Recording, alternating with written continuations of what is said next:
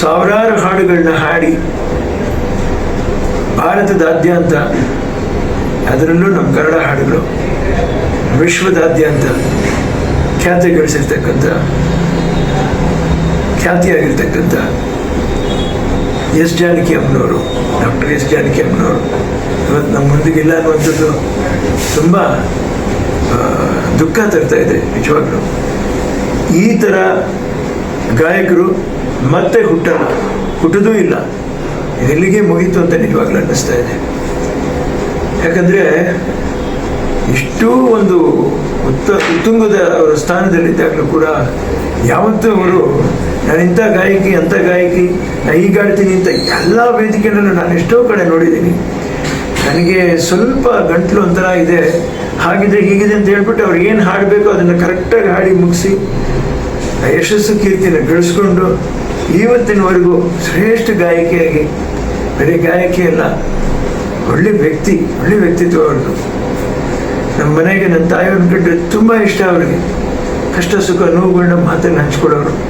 ಅಪರೂಪಕ್ಕೆ ನಾನು ಹಾಡಿದಾಗ ಹಾಡಪ್ಪ ನೀನು ಹಾಡಲ್ಲಿ ಇಂಪ್ರೂವ್ ಆಗಬೇಕು ಅಂತ ಹೇಳಿದವರು ಪಾಪ. ಇವತ್ತು ಅವರಿಲ್ಲ ಅನ್ನುವಂಥದ್ದು ತುಂಬಾ ನನಗೆ ನೋವು ಕೊಡುತ್ತೆ. ತಾಯಿ ಮಡಿಲಲ್ಲಿ ಚಿತ್ರದ್ದು ತುಣುಕು ಮರೆಯೋಕ್ಕಾಗಲ್ಲ ರೀ. ಗಂಡಸಾದ್ರೂ ಕೂಡ ಹೆಮ್ಮನ ಕಂಠನ ಎಂದೂ ಮರೆಯೋಕ್ಕಾಗಲ್ಲ. ಏನೆಂದು ಹಾಡಲಿ ನಿನ್ನ ಕೊಳಲಾಗಿ, ನೀ ನನ್ನ ಉಸಿರಾಗಿ, ನೀ ಮನಸ್ಸು ಮಾಡದೆ ಬೆರಳಿಂದ ನುಡಿಸದೆ, ಏನೆಂದು ಹಾಡಲಿ.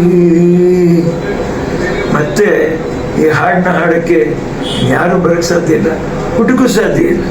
ಅದೇ ರೀತಿ ಎಳೆ ಮಕ್ಕಳು ಕಂಠನ ಅವರು ಅಮ್ಮ ನೀನು ನಕ್ಕರೆ ನಮ್ಮ ಬಾಳೆ ಸಕ್ಕರೆ, ಸಿಡುಕದ ನಿನ್ನ ಮಕ್ಕಳ ಮೇಲೆ ತೋರಬಾರದೆ ಅಕ್ಕರೆ. ಎಲ್ಲಿ ಅಕ್ಕರೆ ತೋರಕ್ಕಾಗತ್ತೆ? ಆಯಿತು, ಅವರ ಜೀವಾವಧಿನ ಮುಗಿಸಿ ನಮ್ಮೆಲ್ರಿಗೂ ವಿದಾಯ ಹೇಳಿಬಿಟ್ಟು ಅವರು ಸುಮಧುರವಾದ ಕಂಠನ ಇಲ್ಲೇ ಬಿಟ್ಬಿಟ್ಟು ಹೋಗಿದ್ದಾರೆ. ಬಹುಶಃ ಹಾಡು ಸುಲಭ, ಮತ್ತೊಂದು ಸುಲಭ, ಏನು ಕಲಿತು ಹಾಡ್ತೀನಿ ಅಂತ ಯಾರಾದರೂ ತಿಳ್ಕೊಂಡಿದ್ರೆ ಒಂದ್ಸರಿ ಅವ್ರ ಹಾಡುಗಳನ್ನೆಲ್ಲ ಕೇಳಿ ಕಲಿಯೋಕ್ಕೆ ಪ್ರಯತ್ನ ಪಡಿ. ದಿವಂಗತರಾದ ಡಾಕ್ಟರ್ ಎಸ್ ಜಾನಕಿರವರು ಇನ್ನೆಷ್ಟೋ ಪ್ರಶಸ್ತಿಗಳು ಕಳಿಸಿದ್ದಾರೆ. ಅವರು ನನಗೆ ಹೇಳೋಕ್ಕದು ಗೊತ್ತಾಗ್ತಾ ಇಲ್ಲ. ಅವರು ಬರೀ ದಿವಂಗತರಾಗಿಲ್ಲ, ನಮ್ಮೆಲ್ಲರೊಂದಿಗೂ ಅವರ ಒಂದು ಸುಂದರವಾದ ಕಂಠನ ಬಿಟ್ಟು ಹೋಗಿದ್ದಾರೆ. ಅವರಿಗೆ, ಅವರ ಕುಟುಂಬದವರಿಗೆ ದೇವರು ದುಃಖ ತಿಳ್ಕೊಳ್ಳುವಂತಹ ಶಕ್ತಿ ಕೊಡಲಿ. ಇಡೀ ನಮ್ಮ ಕರ್ನಾಟಕಕ್ಕೆ, ಇಡೀ ಭಾರತಕ್ಕೆ, ಇಡೀ ವಿಶ್ವಕ್ಕೆ ಮತ್ತೊಂದು ಗಾಯಕಿ ನಾವು ಕಳ್ಕೊಂಡಿದ್ದೀವಿ. ಭಾರಿ ನೋವಾಗುತ್ತೆ. ನಮಸ್ಕಾರ. ದೇವರವರ ಆತ್ಮಕ್ಕೆ ಶಾಂತಿ ಕೊಡಲಿ.